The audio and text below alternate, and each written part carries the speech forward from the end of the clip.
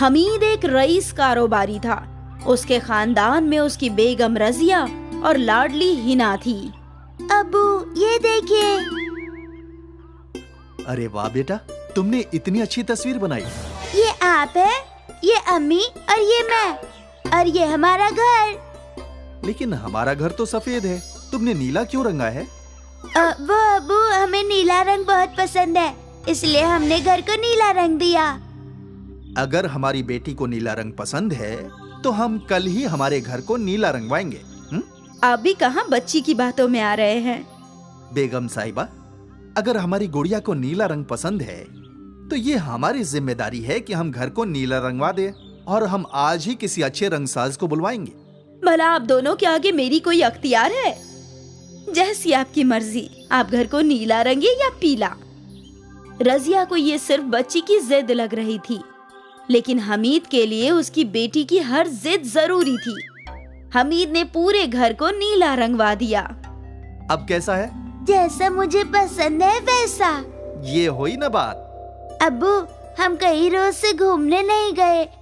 میرے سارے دوست اپنے والدین کے ساتھ سیر پر گئے ہیں. آپ کی یہ خواہش بھی ہم جلد ہی پوری کر دیں گے. ہم تینوں کل ہی کہیں سیر کرنے جائیں گے. امی تیاری کیجیے، کل ہم جا رہے ہیں. کہاں؟ سیر پہ.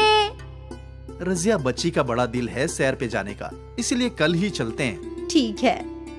اگلی صبح ہی حمید کا خاندان اپنی کار میں نکل گیا. وہ لوگ ایک تفریحی پارک میں پہنچے جہاں ہنا خوب کھیلی. صبح سے شام تک تینوں مزے کر رہے تھے، اور پھر شام کو تینوں کار میں بیٹھ گئے.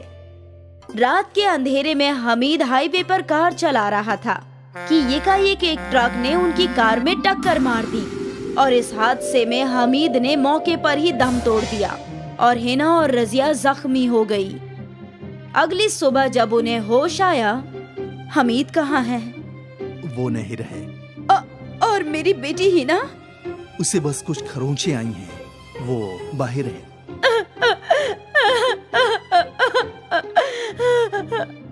آپ کے سر پر گہری چوٹ ہے، آپ کو آرام کرنے کی ضرورت ہے.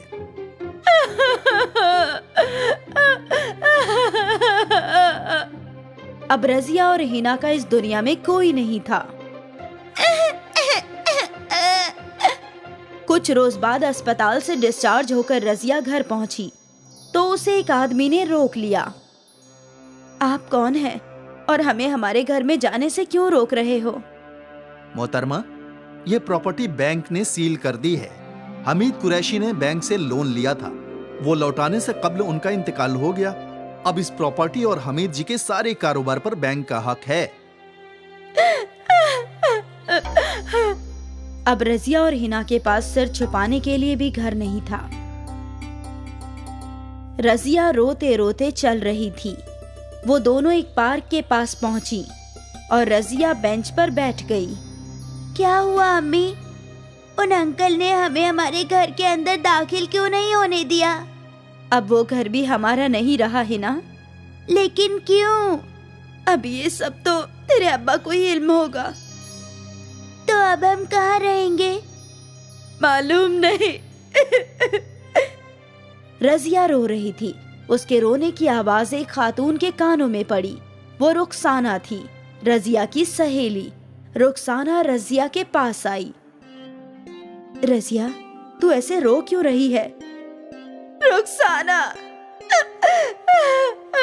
رضیہ نے رو رو کر رخسانہ کو اپنی درد بھری داستاں سنائی.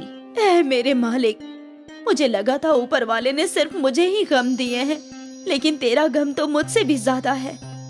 میرا شوہر مجھے چھوڑ کر کسی اور کے پاس چلا گیا، لیکن تیرے پاس تو ایک بیٹی ہے نا. اب سمجھ نہیں آ رہا ہے کہ کیا کروں، کہاں رہوں گی. رضیہ، تو میرے ساتھ رہ سکتی ہے. شکریہ، تیرا بہت بہت شکریہ رخسانہ. میں تیرے برے وقت میں کام آئی، یہی کافی ہے. میں یہی پاس کے ایک جھونپڑے میں رہتی ہوں اور یہاں اس پارک کے باہر کباب فروخت کرتی ہوں. چل میرے ساتھ.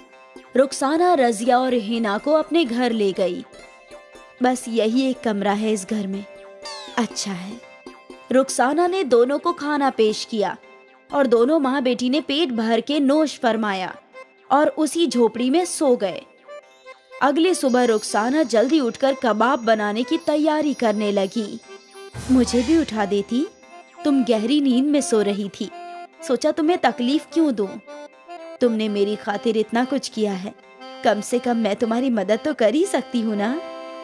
और फिर रजिया भी रुखसाना के साथ कबाब बनाने लगी।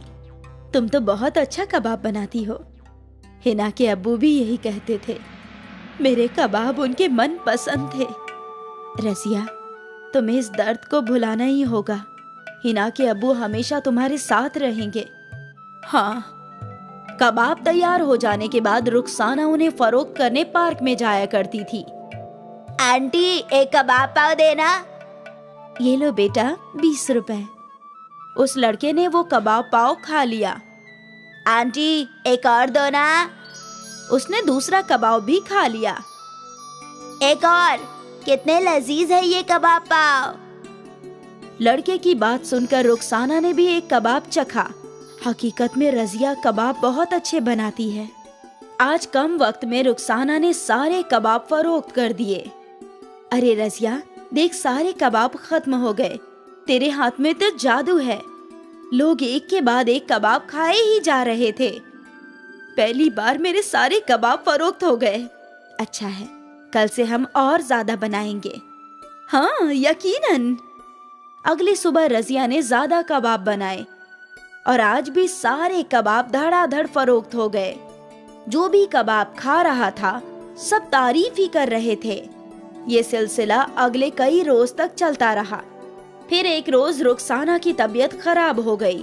उसे बहुत तेज बुखार था। रुखसाना, आज तुम आराम करो। तो ये कबाब कौन फरोख्त करेगा? मैं। हिना, तुम खाला का ख्याल रखना। ठीक है अम्मी। लेकिन तुम ये कैसे करोगी? जैसे तुम रोज करती हो।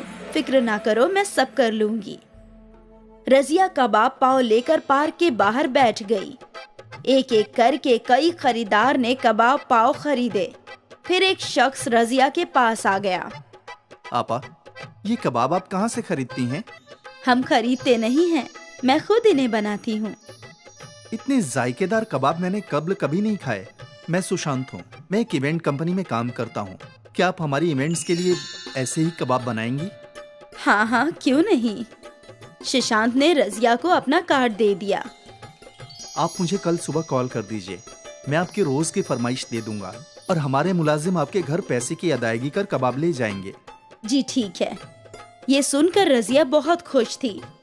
रात को घर पहुंचते ही उसने सारी बातें रुखसाना और हिना को बताई। ये तो बहुत अच्छी खबर है रजिया। अगली सुबह रजिया ने सुशांत को कॉल लगाया और उसने 1000 कबाब की फरमाइश दे दी। रजिया, रुखसाना और हिना ने मिलकर कबाब बनाए और फिर कंपनी के मुलाजिम को कबाब देकर पैसे ले लिए। ये कारवां चलता रहा। सुशांत रोज रजिया को कबाब की फरमाइश देता था। रजिया और रुखसाना की कमाई में इजाफा हो गया था। अब उन दोनों ने एक अच्छा और बड़ा घर ले लिया। हिना वापस स्कूल जाने लगी। रजिया और रुखसाना ने और कई ख्वातिनों को काम पर रख लिया और इस तरह कबाब पाव ने तीनों की किस्मत संवार दी।